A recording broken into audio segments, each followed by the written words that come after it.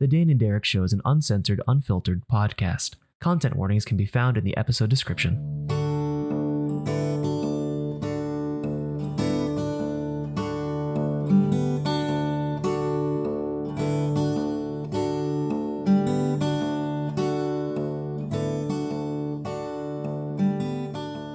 Hello, everybody, and welcome back to the Dane and Derek Show, a podcast where two nerdy friends keep in touch and shoot the shit.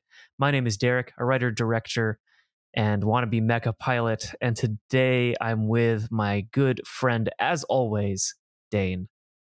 Hi, I'm Dane, writer, musician, podcaster, and lover of tabletop RPGs. So, this episode is a sort of response to an episode that we did a few weeks ago. It's called Talk and Pitch, where we were talking about like mecha things based on like a movie I was writing. But more specifically, Dane came up with this sort of pitch to like do like a mecha show, but with about the mechanics that have to go out and like clean up the stuff or fix the mechas in between all these like epic moments. And I, correct me if I'm wrong, Dane, but I believe that came out of sort of I'd mentioned wanting to do like an audio kind of thing, and that's where that idea came out of, right? Yeah, you were talking about an idea you had to do sort of like a on-air script reading style thing about a particular film, which very like Power Rangers Pacific Rim style inspiration on your end, and you were talking about like, well, how much audio, like sound effects and like that sort of thing should I put in, or how much of it is a script reading? And I was like, I was kind of off the dome talking about like, okay, well, if you're gonna make it like much more like an audio drama, then I think you would want to come up with certain conceits or any number of things, and I just genuinely offhandedly pitched the idea of it being of like the story being about the mechanic repairman doing like audio logs in between the battles, being like, and I fixed X, Y, and Z, this is what happened, blah blah blah, which would then culminate in at some point the mechanic having to go and repair the mech on the job while the fight was happening because it just had to be done. Yeah. It was a very cool idea, and I was thinking about it a lot. I think we were both like, holy shit, that was incredible. And today on the show, we're going to be coming up with what this hypothetical show would look like and what medium it would be on and what kind of characters, what kind of a world we'd be in, all the kind of fun stuff that we love talking about the process of doing, but we haven't necessarily done that much of on the show itself. So just in life. Yeah. So yeah, Dane, mecha mechanics, what are some things that come to your head right off the dome about like world or medium? Like what do you think we should tackle first? Yeah. So if I were to talk about mecha, I would kind of talk about it in, there's a few quote unquote buckets of mecha style storytelling. You kind of have like what I would describe as your Pacific Rim, your Power Rangers, even to some extent your Transformers style more mecha, which is not super serious, not really, and often fighting monsters, not other mecha. And then I would say you kind of have your, I guess Evangelion kind of fits in there, but I often put it more in with like Gundam, which also these can be kind of lighthearted or serious. Like these all kind of like can fit in these different areas. But the question often to me is this mecha story about big things punching each other, or is it a conversation about war? You know what I mean? Like there's significantly more serious styles of mecha. I would also, you and I have both listened to a show called Counterweight, at this point, or a season of a show called Friends at the Table called Counterweight. Yep. And I would recommend everybody go listen to that. It's, in my opinion, maybe the best little piece of actual play D&D style show that maybe has ever been out there. I think it's really, really good. Anyways, coming back to it, Counterweight is pretty heavy and pretty serious. Right. And it's my big inspiration for Mecha, so I think that's the direction I would lean. As much more introspective, especially if it's from the perspective of somebody constantly witnessing the aftermath. Yeah. Someone constantly fixing the damage done. Right.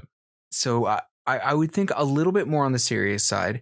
I never think that serious should come at the expense of anything lighthearted, if that makes sense. Like, yeah, the world is not so relentlessly bleak that there isn't room for like someone to crack a joke or be kind or silly or anything. But as our good mutual friend Will Bangs often likes to say, sad robots is what Dane does. So I think it would lean that way. And then I would say audio format in this case. Okay. For a couple reasons. Since we're kind of doing this as like almost like a treatment thing, right? Like where we would like what we would actually do if we're sitting down to talk about making this show. Right. We could go into more depth about inspirations, but I would say functionally we could pull off an audio show. Okay. Right. We both have relatively good audio editing skills. The requirements to make a semi-believable soundscape for a mecha thing is way lower than in any visual medium. Yeah, significantly. Right? Yeah. Yeah. Okay. So I would say audio, because also the structure of said show would lend itself to the idea of like, if it's audio logs of the mechanic discussing the aftermath and the fixes being made, then I would say it works for that. Because it kind of could have a slight found footage style to it. Yeah. Here's a question. What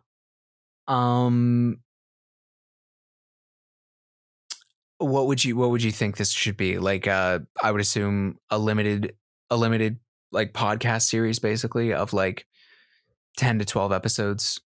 Yeah. For like 1 to 3 seasons at most. I could see this having I think seasons would be the optimal move. I don't the idea of it being perpetual sounds cool, but it sounds insane to manage. And having been working on like perpetual podcasts or continual podcasts for a little bit now, it can be a lot to juggle when you remember, oh shit, there's an episode to upload. Especially if there's scripts involved. Yeah. When anything scripted can be difficult because like, unlike a thing like what we do, where we just talk, it's like we do one take and that's it. Yeah. We don't re-record anything. Whereas with this, we'd probably have to re-record things as we go. Like, we probably have to be constantly tweaking performances. And so, yeah, I agree with you. I think audio format makes sense because we were, in that original episode, we were discussing it as an audio format. And I think your idea of it being like logs sounds really interesting because like, a show that I really love, Wolf 359, that takes place on a space station. The communications officer on the space station records these audio logs. That just also happens to record some of the other characters at the same time. And I think that that's like a really interesting format. It's almost like diary entries. Like I think we had talked about a pirate show I wanted to do at one point about pirate entry, about like a pirate's diary entries, something like that. So like that makes sense to me. And then of course, because of that sort of like limit, we now have sort of the microphone in which everything gets picked up, right? Like, yes, all the sound, comes into this person's audio recorder, and that's interesting to me. Right. And so it would ostensibly, for the most part, take place in this one garage of like this mech bay, one single space. Like it would take place in the one space. And if any other characters show up, they would have to enter said space, right? Exactly. Yeah. The upside, though, is that it could be a universal interface that this character could be using, that the mechanic could be using, such that at a point, because we talked about what essentially the culmination would be, is such that the mechanic has to go out into the battle because this one pilot needs to be in there with their mech, and it needs to be being repaired at the same time. So over the same interface, said pilot could be discussing, like they could be having conversation through, because right now you and I are conversing through computers on which we can do recordings and also do what's the word, audio communications, and we happen to be doing both simultaneously right now. So I think I assume future. Yes. Oh yeah. I think the show takes place in the future, and I think a part of me, so to your sad robots thing, that is your brand. I think I very much lean the other direction in terms of I like to lean more into lighter things, and I like to lean more into comedy, which kind of excites me because the idea of if we were both to do it, right? I like the idea of having two different juxtaposed narratives, right?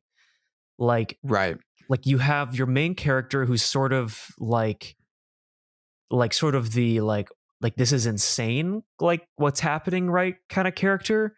And then you can kind of have other characters that represent sort of the darker side of what it means to have like intergalactic war with big robots and the sort of connections that people have in these sort of immortal iron shells, mixed in with a sort of like lighthearted Voltron-esque, Power Rangers-esque, like punch it, we got a sword, oh my god, kind of like mecha outlook, right? Right, because on the one hand, the mechanic, they see the aftermath. They don't ever have to shoot anybody, right? Yeah. And at the same time, they also don't get the exhilaration of flying around in a mech, right? So so their perspective is arguably a bit more mundane and a bit grounded, but probably a little bit lighter, right? Yeah, because they're not going to be in the battle. So they're not like, they didn't come back from losing a friend. But at the same time, they're not adrenaline junkie necessarily. Well, that's the thing. Yeah, like I love the idea of there being like, okay, like speaking of like a cast of characters, right? Like I love the idea of I was about to get to that. Yeah, I love the idea of there being like two pilots. One who's like an adrenaline junkie, loves being in the mech, loves fighting, and another who's like, this is like, like their eighth like wing person, right? And they're just done with this other person. And this mechanic gets to see this happen in like the cafeteria or when they come to the shop to get their universal interfaces recalibrated or whatever. Exactly. So, question. And this would just be kind of like a world question because I think it'd be pretty crucial. Are the mechs alive? Because sometimes in anime and like the mecha anime and the mecha stories, the mechs are very much like they can be people, and sometimes they're just machines. What are you thinking? Because that would change it. Oh, that's really difficult because I do love I love the idea of having some sort of AI character, but whether or not that's a mecha or just like a personal assistant on the computer pad thing that is the universal interface, I don't know which one's the better route. I think for me, since I haven't seen Neon Genesis Evangelion, which I know the mechs are alive in that's a little different, but yeah, they are. Yeah. I've seen, to be honest, I haven't seen that much mecha stuff. I need to catch up on some Gundam, and I need to watch Neon Genesis Evangelion. I would say I would do Evangelion. Gundam's so much. There's so much. Don't do it all. Don't do it all. I got a friend of mine sent me a bunch of the movies, and he was like, you should watch these movies. Here's the list. Go forth. Yeah. And can I have that list? Yeah. Because Gundam's always intimidated me. Sounds good. Yeah. Anyways, yeah, we could come back to that a little bit later. So I like the idea of like a a mechanic being assigned to either one pilot or only a couple, because like if you did one, like we could still do like the wingman thing, where that wingman like could come in and kind of annoy everyone in a sense almost. Yeah. Or if on the other hand we're getting, maybe the better thing would either to be like you get one, like every mech is like an important enough military unit to be like it gets a pilot, it gets a mechanic all to itself, or it's one mechanic for like a small platoon, small fleet of mechs. What I think is interesting about doing like audio things and web shows and sort of like the DIY-ness of art these days is you can kind of write around your production restrictions. Yeah. And I like the idea of doing it as it's one pilot, but then maybe at some point narratively, the mechanic has to take on another pilot, and then we bring in another character. Yeah. I think I'm leaning more towards that initially. I like that too. And here's, it kind of almost could answer another question, which is you may need a specialized mechanic because the AI is unique to each mech. And so they need to get to know each mech personally. Okay, so then we'd have our pilot, the mech itself, the mechanic, and then probably the wingman and a boss as like, so if we got like main character is mechanic, yeah, secondary characters would be pilot and the mech, tertiary character would be the wingman, the boss, etc. Right? The mechanic's assistant who really wants to be a mech pilot but is just an assistant mechanic. That's one of my favorite tropes. Got to get that in there somewhere. Yeah. No, that sounds like a pretty solid cast of characters, and not everyone would be in every episode. In every episode, exactly. Right, because like even the mech AI wouldn't necessarily be in every episode, because very easily it's just like, yeah, the communications on the AI got knocked out. That's one thing I'm working on, or like they're dormant right now because the mech is that fucked up. I'm just gotta work on that, like, and so then it's, you can cycle in any number of them, right? Yeah. Okay, so it sounds like we're leaning more towards mechs that are living, in some capacity, and I like this kind of nice cast of characters, because like you've got sort of like the forces of like you've got your boss character, which is like, a force of politics and a force of like, this person always brings down the mood. Whenever they show up, they're talking about something heavy, some sort of war, some sort of mission, right? You've got your pilot who could, be the jaded mech pilot that hates having to go out and just wants to retire. Your classic like mecha protagonist, right? That isn't like a young kid. Yeah. Then you've got your mechanic, who's, I feel like they're like a pretty clean slate of a character. They don't have to be too gritty or too lighthearted, right? They can kind of split that difference, because you've got the wingman and the AI to kind of fill the other kind of heavy and humor, right? Because the AI, of course, like they could be like sort of like a deadpans, like for lack of a better term, like a Data style like humor, in the sense of like they're just not human and it's kind of weird and they just don't get certain stuff. Yeah, or like an R2D2 where like you have no idea what the AI is saying, but the mechanic's translating it and it's insane. Right. Yeah. That's fun. And then like you can bring in other side characters like a different mecha pilot, or like like a prisoner of war, or like the assistant mechanic who really wants to be who really wants to get off this hunk of junk planet and be a real mecha pilot, but doesn't know at all the cost of it, or like the boss's boss, or like there's a lot of room there. There's a lot of room. Okay. Are we giving a treatment for for like the first season? I say let's focus on a pilot, like the first episode. Okay. And then sort of how that'll lead into the overarching plot of the first season. We don't have to go too broad too deep into the overarching plot, just sort of a broad strokes. Right. I think a good first episode would be It'd have to be, I think it would need to be kind of limited. We wouldn't want to Okay. be overwhelming, right?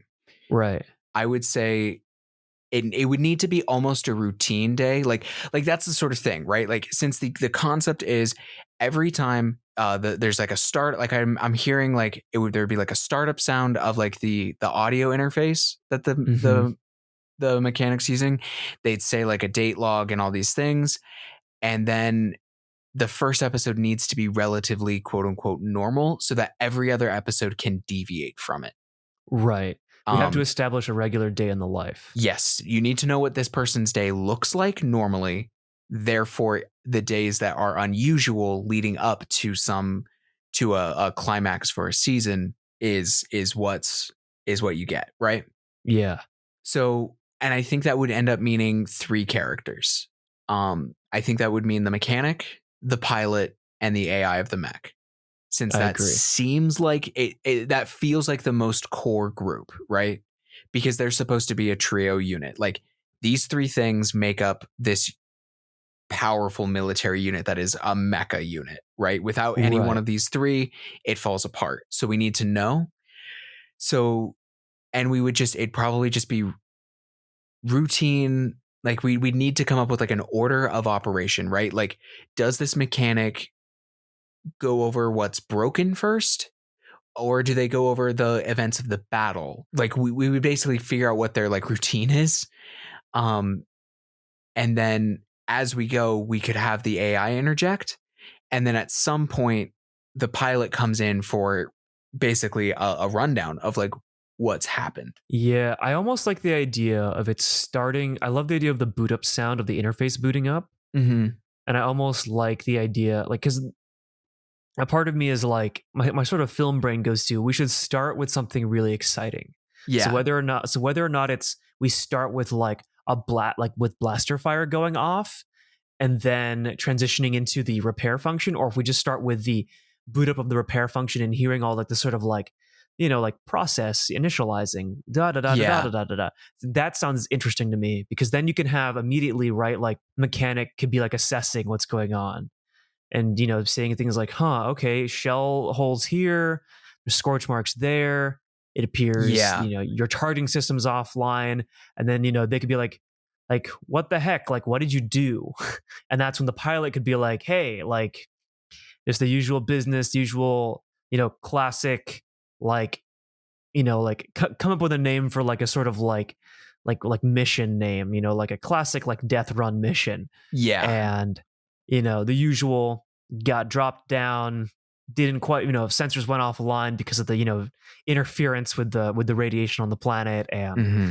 all this stuff, and it was a nightmare, like so and so's in the infirmary, you know and that's how you can kind of introduce both of those characters. And after the pilot leaves is when we can kind of introduce the AI, because the mechanic can then be like, all right, well, what do you think, so and so? And that's when the mech can kind of interject and give a more logical kind of counterpoint to it, right? Yeah.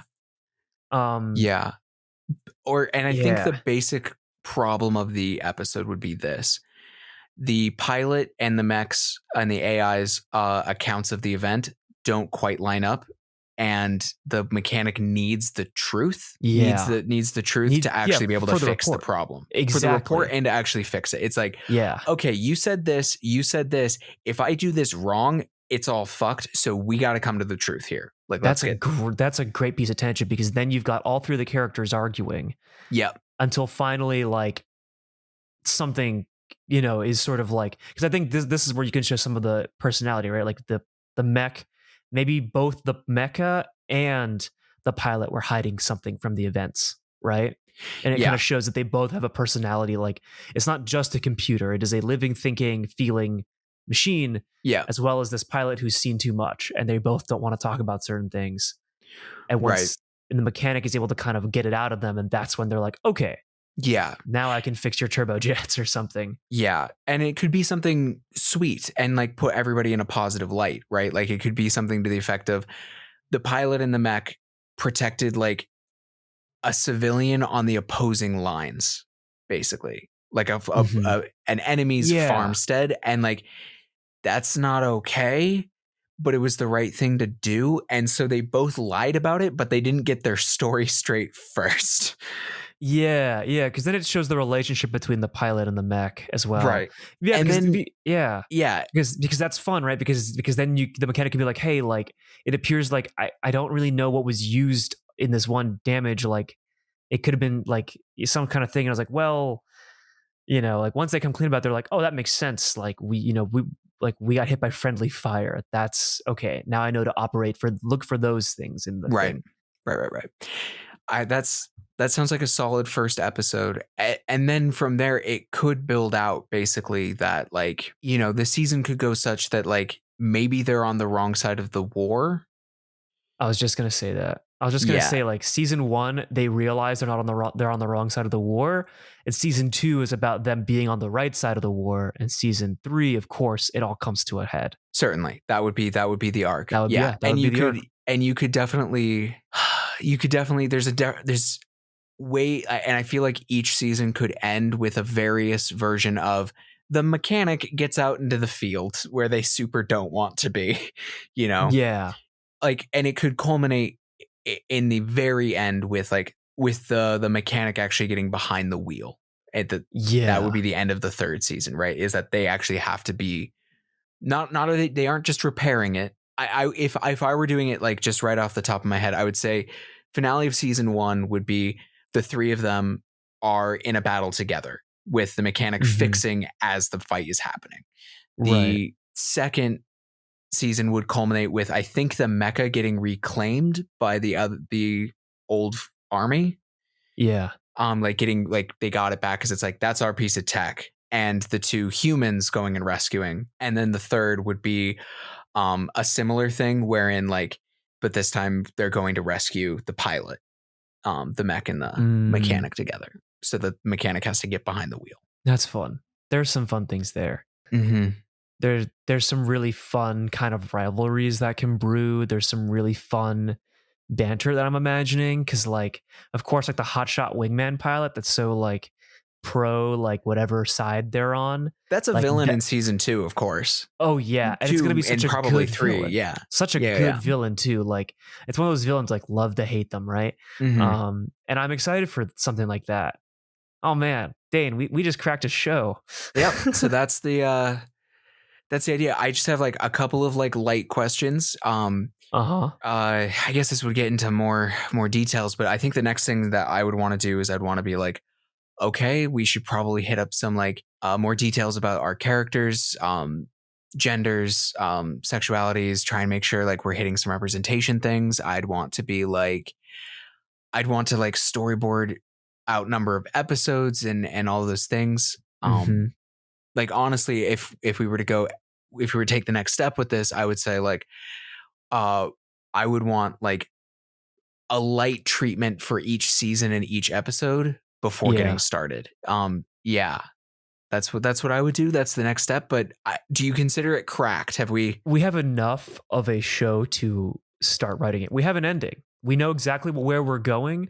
We have our core cast of characters. We have our core themes and our core topics. And we've kind of found a way to strike the balance between sort of the more sad robots that you like and the more like punchy robots that I like. Yeah. And we're meeting in the middle in a medium that you've been working in for the last like 5-6 years, in a medium that I'm just kind of applying a lot of my technical film skills to. And so there's a lot of meeting in the middle on this. And I would say we've cracked the story. Whether or not we've cracked the characters and the individual episodes and the season arcs, that's another topic for another episode or for a private meeting. But that's a topic we could talk about later. And the listeners to this show will be the first to know. Of course. Yeah, of course, because we just spill all the beans on this show. We really, really do. Did I tell you that Will found out a thing about the Diceology podcast from the show, from the Dane and Derek show before I told him? Yes. He got a spoiler? Yeah, not a spoiler, but like just like a production thing, because when we had recorded ours, I wasn't sure when that episode was coming out. but I assumed it was going to be after I was going to talk to him about it. But it came out like a week earlier than I expected. And so Will was like, I got the deets there. And I was like, damn, I'm sorry. Like, I was like, I meant to talk to you about it before. I thought I got my order confused. So yeah, damn. We spill the beans here. We spill the beans. Oh, and I guess shout out to you, Will, for listening. Thanks for listening. I really appreciate it, man. We should get you on the show sometime. Hell yeah. Oh yeah. Yeah. I think you have something in mind for something like that. Anyways. Yeah, I got a couple of things in mind. We got to keep some of the beans in the can. Yes, we do. We got to keep the beans in the can so we can boil up some nice chili later. And with that, that's it for this week on the show. You can see what movies I'm watching on Letterboxd at Benig-Aiello. And Dane, where can we find you and your work? You can find my work on danewrites.com, where you'll find links to my writing and my Substack. You'll find links to Diceology, which is my podcast, my music that I've written, and my Twitter. So yeah, you'll be able to read the things I write, and I'll be updating things as I go. Yeah, and you can tweet at or follow the show on Instagram at Dane and Derek. If you like this episode, let us know. Would love to know if you like mechas and you like our take on the mecha genre. But yeah, we'll catch you all around. Thanks, folks. Catch you later.